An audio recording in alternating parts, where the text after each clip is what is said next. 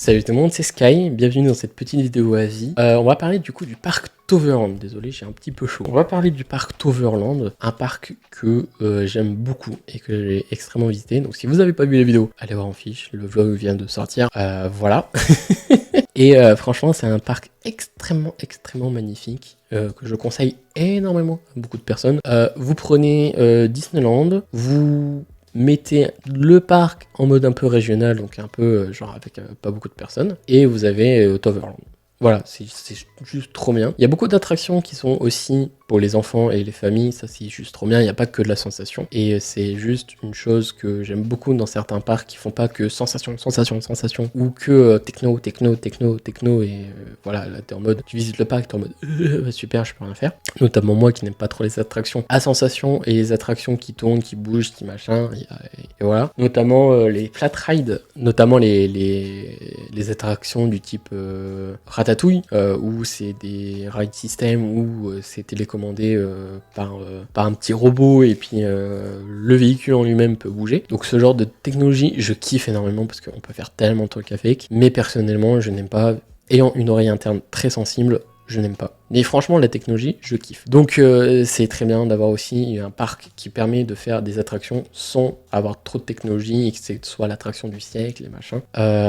Donc je suis été très content, très surpris du parc. J'avais vu quelques petites vidéos, mais à l'époque, je me dis, oh, on n'ira jamais à ce parc, c'est tellement loin. Et là, on y a été, et franchement, c'était une claque visuelle très belle et très beau. Notamment si vous voyez le vlog, voilà, allez voir le vlog, c'est vraiment trop beau et je suis trop content d'y aller. Seul petit défaut de ma part, c'est que malheureusement, j'ai un peu mal filmé certains trucs et ça rendait pas comme je le voulais. Donc voilà, je suis désolé, je me porte fautif de ça. Puis là-bas, il n'y a pas vraiment d'attraction phare entre guillemets, il n'y a pas genre il y a un Pirate des Caraïbes qu'il faut absolument faire, il y a 40 minutes d'attente ou ce genre de truc. Donc non, franchement, on n'a pas beaucoup attendu sur certaines attractions. C'était très cool, c'était très bien.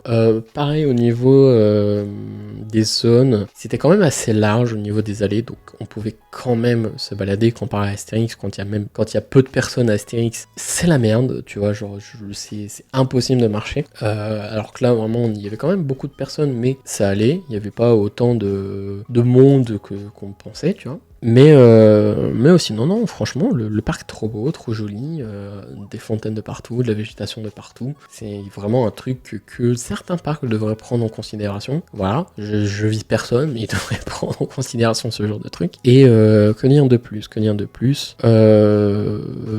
peut-être quelques petits défauts, manque un peu de dark ride normaux, donc normal, voilà, des dark rides basiques, tu vois, genre juste à la Cendrillon ou à la Peter Pan. Ouais, je donne des refs parce que Disney tout le monde connaît, donc si je vous dis la machin de bidule, personne ne va comprendre. Mais sinon, aussi, il manque aussi des spectacles. Je trouve qu'il n'y a pas eu beaucoup de spectacles avec de vraies personnes. Il n'y a eu qu'un seul spectacle. Et bon, voilà, tu sens que c'est pas Disney qui est derrière, qui peut emmagasiner 10 millions sur ce spectacle-ci, et puis avoir entre guillemets de vrais acteurs, de vrais chanteurs, de vrais machins. Tu sens bien. Mais ça fait l'affaire. Et n'ayant jamais vu ce spectacle, que ce soit en vidéo ou en story ou de machin dans les communications de certaines personnes, très surpris du spectacle. Bon, un peu de cheapos parce que les acteurs, tu sens que voilà, ils sont payés peut-être au SMIC et ils font peut-être autre chose dans la vie, tu vois, à côté. Donc ils sont pas très énergiques entre guillemets, mais très surpris du spectacle, surtout au niveau de la pyrotechnie. Vraiment, j'étais en mode ah ouais, la scène ne montrait pas autant de trucs, et là quand tu vois le spectacle, je fais ah ok, il y a ça, il y a ceci, et franchement très cool. Et ouais, c'est les seuls défauts que je trouve de ce parc, manque de dark ride un petit peu familiaux et de spectacles. Voilà, mais sinon le parc est très cool, et certaines zones tu vois qu'elles sont beaucoup plus thématisées que d'autres. Il y a même un indoor qui est juste trop bien, et ça c'est bien. Quand il pleut, quand il vente, il y a quand même des attractions et des choses à faire. Et au niveau de la nourriture, parce que oui, du coup on a mangé dans les parcs le midi et le soir. Enfin, le midi on a mangé des sandwichs parce qu'on pouvait, mais le soir du coup on a mangé sur place. Et en vrai la nourriture ça va, elle est pas excessivement chère, sauf pour des chips, des pommes de terre frites.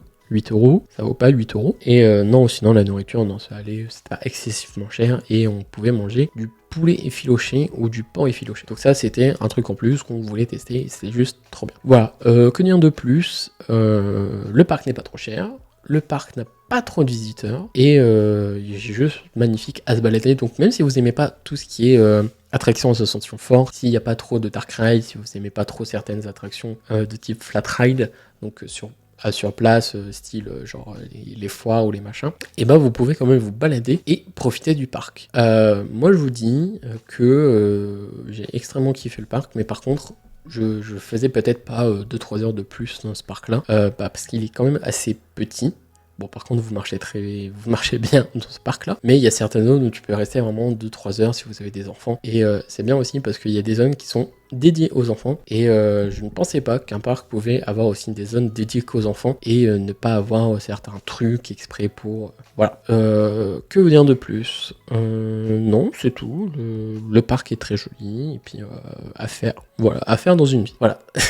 Sur ce, c'est Sky, merci de m'avoir écouté, merci de m'avoir suivi, merci d'avoir regardé aussi cette vidéo, et nous on se retrouve du coup pour une prochaine, voilà, on verra sur quoi ce sera, et puis croyez toujours vrai. Allez, sur ce, des bisous.